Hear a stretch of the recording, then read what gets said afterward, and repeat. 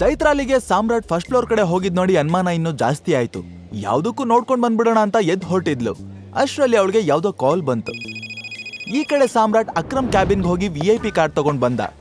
ಇಲ್ಲಿ ನೋಡಿದ್ರೆ ರಿಸೆಪ್ಷನ್ ಅಲ್ಲೂ ಚೈತ್ರಾಲಿ ಕಾಣಿಸ್ಲೇ ಇಲ್ಲ. ಎಲ್ಲಿ ಹೋಗಿರ್ಬೋದು ಅಂತ ಹುಡುಕಿದ್ರೆ ಹೋಟೆಲ್ ಲಾಬಿಲ್ ನಿಂತು ಯಾರ್ದೋ ಜೊತೆ ಫೋನಲ್ಲಿ ಮಾತಾಡ್ತಾ ಇದ್ಲು. ಸಾಮ್ರಾಟ್ ಅವಳ ಕಡೆ ಹೋಗ್ತಿದ್ದಂಗೆ ಅವಳು ಪಟ್ ಅಂತ ಫೋನ್ ಕಟ್ ಮಾಡ್ಬಿಟ್ಲು. ಚೈತ್ರಾಲಿ ಬಿಹೇವಿಯರ್ ಸ್ವಲ್ಪ ವಿಚಿತ್ರವಾಗಿತ್ತು. ಬಟ್ ಸಾಮ್ರಾಟ್ ತನ್ನ ಐಡೆಂಟಿಟಿನ ಮುಚ್ಚಿಡೋ ಯೋಚನೆಯಲ್ಲಿ ಅದನ್ನೆಲ್ಲ ಗಮನಿಸ್ಲಿಲ್ಲ. ಸಾಮ್ರಾಟ್ ಮಾತಾಡೋ ಮುಂಚೆನೆ ಅವಳು ಒಳಗ್ ಹೋಗೋಣ್ವಾ ಅಂತ ಸ್ಮೈಲ್ ಮಾಡ್ಕೊಂಡು ಮುಂದೆ ಬಂದ್ಲು. ಹಾ, ಕೇಳೋದ್ ಮರ್ತೆ, ನೀನ್ ಇಲ್ಲೇನ ಕೆಲಸ ಮಾಡೋದು? ಆಗ್ಲೇ ಎಲ್ಲಿಗೆ ಹೋಗಿದ್ದೆ? ಸಾಮ್ರಾಟ್ ಬೇಕು ಅಂತಾನೆ ಮಾತ್ ಮರೆಸ್ತಾ, ನನಗೂ ತುಂಬಾ ಹಸ್ವಾಗ್ತಿದೆ, ಏನಾದ್ರೂ ಆರ್ಡರ್ ಮಾಡೋಣವಾ ಅಂದ. ಅವನು ಮಾತ್ ಮರೆಸ್ತಿರೋದು ಅವಳಿಗೆ ಚೆನ್ನಾಗಿ ಗೊತ್ತಾಯ್ತು. ಸಾಮ್ರಾಟ್, ನನ್ನಿಂದ ಏನಾದ್ರೂ ಹೈಡ್ ಮಾಡೋದಕ್ಕೆ ಟ್ರೈ ಮಾಡ್ತಿದ್ಯಾ ಅಂತ ಕೇಳೇ ಬಿಟ್ಲು. ಹೈಡ? ಚೇಚೆ, ಹಾಗೆಲ್ಲ ಏನೂ ಇಲ್ಲ.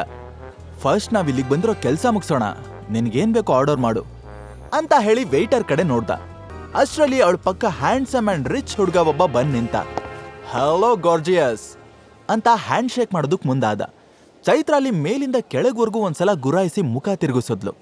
ಅವನು ದರ್ಪದಲ್ಲಿ, ನಾನು ತುಂಬಾ ಬ್ಯೂಟಿಫುಲ್ ಆಗಿದ್ಯಾ ಬೇಬ್. ಆಕ್ಚುಲಿ ನಾನಿವತ್ತು ತುಂಬಾ ಬ್ಯುಸಿ ಇದ್ದೀನಿ, ಆದ್ರೂ ನೀನ್ ನೋಡಿದ್ಮೇಲೆ ನಿನ್ನ ಹತ್ರ ಬರ್ದೇ ಇರೋದಕ್ಕಾಗ್ಲಿಲ್ಲ.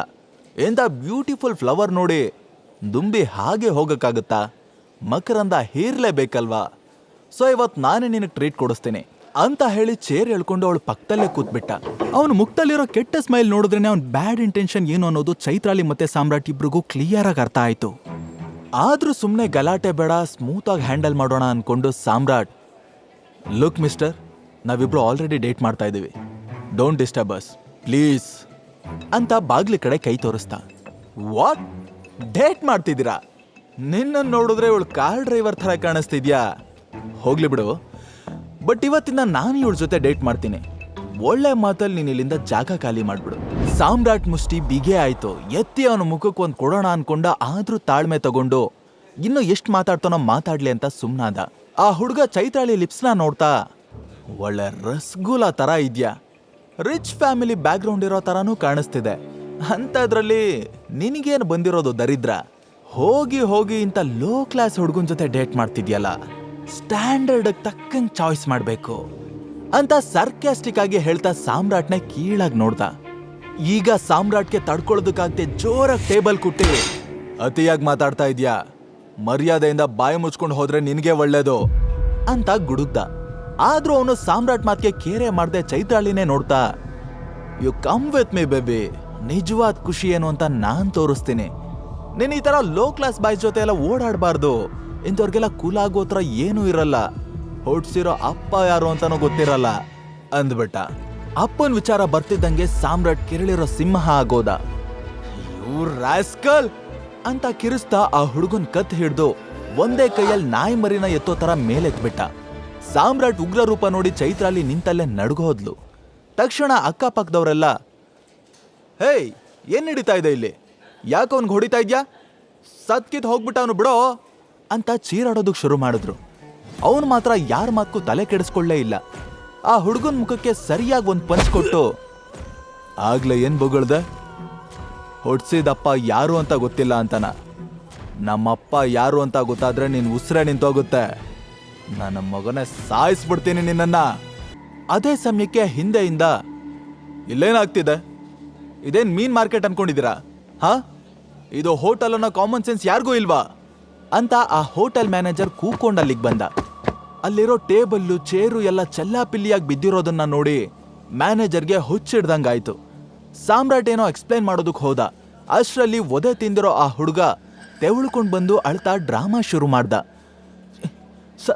ಸರ್, ನೋಡಿ ಇವನನ್ನ ನಾಯಿಗೆ ಹೊಡೆದಂಗೆ ಹೊಡೆದಿದ್ದಾನೆ. ಮೂಗಲ್ ರಕ್ತ ನಿಲ್ತಾನೆ ಇಲ್ಲ, ಒಂದ್ ಹಲ್ಲು ಮುರಿದೋಗಿದೆ, ಕೈ ಮೇಲೆ ತದಕ್ಕಾಗ್ತಾ ಇಲ್ಲ, ತಲೆ ಎಲ್ಲ ದಿಮ್ ಅಂತ ಇದೆ. ಹೀಗೆ ಕಂಪ್ಲೇಂಟ್ ಮೇಲೆ ಕಂಪ್ಲೇಂಟ್ ಹೇಳ್ದ. ಆಗ ಮ್ಯಾನೇಜರ್ ಕೂಡ ಅಲ್ಲಿದ್ದವ್ರ ತರಾನೇ ಸಾಮ್ರಾಟೆ ಏನೋ ದೊಡ್ಡ ತಪ್ಪು ಮಾಡಿದಾನೆ ಅನ್ನೋ ತರ ಲುಕ್ ಕೊಡ್ತಾ, ನಿನಗ್ ತಲೆ ಕೆಟ್ಟಿದ್ಯಾ? ಪಾಪ ಮೂಳೆ ಮುರಿಯೋ ತರ ಹೊಡೆದಿದ್ಯಲ್ಲೋ, ಇವ್ರು ನಮ್ VIP ಕಸ್ಟಮರ್, ಅವ್ರ ಮೇಲೆ ಕೈ ಎತ್ತೋದಕ್ಕೆ ಎಷ್ಟೋ ಧೈರ್ಯ ನಿನ್ಗೆ? ತಪ್ಪು ಮಾಡ್ದವ್ರಿಗೆ ಹೊಡಿದೆ ಏನ್ ಮುತ್ ಕೊಡೋದಕ್ಕಾಗತ್ತಾ? ನಮ್ ಪಾಡಿಗೆ ನಾವು ಕೂತಿದ್ರೆ ಬಂದು ಕೆಟ್ಟಾಗಿ ಮಾತಾಡ್ತಾನೆ. ಹಾಳಾಗೋಗ್ಲಿ ಅಂತ ಸುಮ್ಮನಿದ್ರೆ ಅಪ್ಪನವರೆಗೂ ಹೋಗ್ತಾನೆ. ಇವತ್ತು ಇವನ್ ಗ್ರಾಚಾರ ಚೆನ್ನಾಗಿದೆ, ಉಸಿರಾಡೋದಕ್ ಬಿಟ್ಟಿದ್ದೀನಿ. ಎಲ್ಲ ಅಂದಿದ್ರೆ ಕೋಳಿ ಕತ್ ಮುರಿದಂಗ್ ಮುರಿದ್ ಬಿಡ್ತಿದ್ದೆ. ಸಾಕು, ಇಂಥ ಓವರ್ ಡೈಲಾಗ್ ಸಿನಿಮಾದಲ್ಲಿ ಮಾತ್ರ ಚೆನ್ನಾಗಿರುತ್ತೆ. ಏನೇ ಆದ್ರೂ ಫಸ್ಟ್ ಕೈ ಮಾಡಿದ್ ನೀನೆ. ಸೊ ಇವನ ಹತ್ರ ಸಾರಿ ಕೇಳು. ಸುಮ್ನೆ ದೊಡ್ಡ ಜನನ್ ಎದುರು ಹಾಕೋಬೇಡ.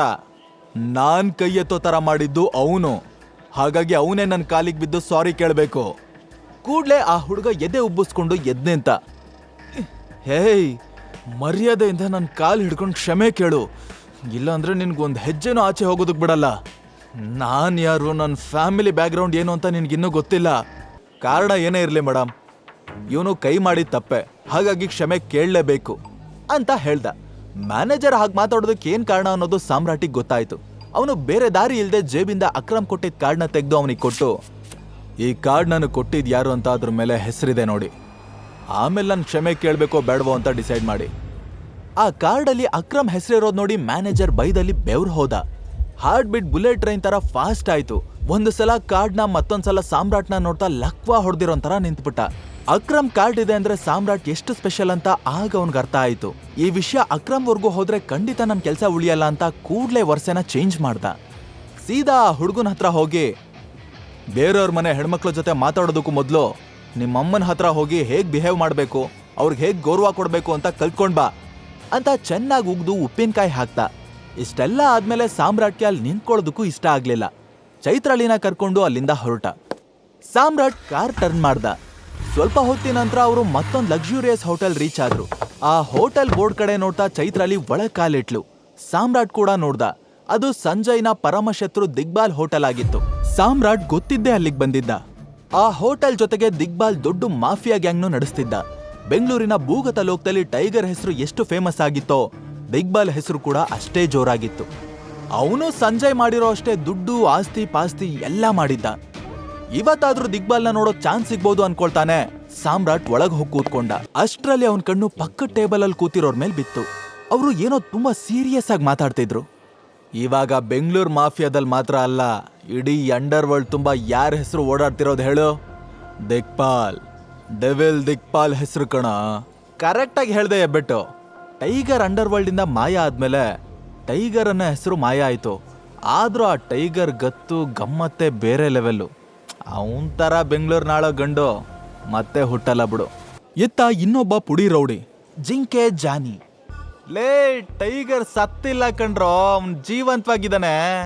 ಟೈಗರ್ ವಾಪಸ್ ಬಂದೇ ಬರ್ತಾನೆ. ಯಾವತ್ತಿದ್ರು ಅಂಡರ್ ವರ್ಲ್ಡ್ ದೊರೆ ಅವನೇ. ಅವನ ಮಾತು ಕೇಳಿ ಸಾಮ್ರಾಟ್ಗೆ ಒಂದು ಕ್ಷಣ ರೋಮಾಂಚನ ಆಯ್ತು.